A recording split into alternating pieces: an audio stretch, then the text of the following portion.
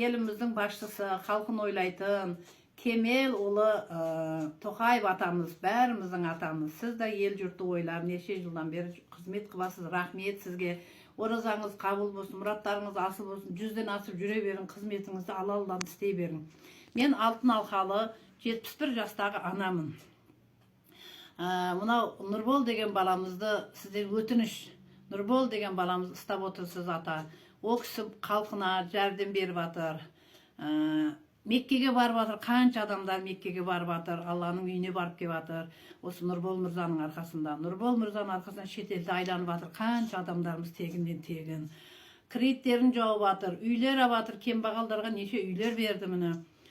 Машинелер шықты адамдарға. Машине өзіне неше машине шықты, соның бәрін халқына берді.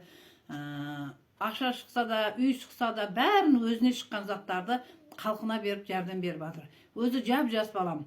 Бала шағасының рахатын көрсін Нұрбол балам. Сол балаға өтініш жасаймын, сізде алтын алқалы анамын. Ана болғаннан кейін мен сізден сұрап жатырмын, сол баламды шығарсаңыз. Алал істеп жатыр. Сондай алал істейтін балдар көп болса, еш мына халық қиналмас еді.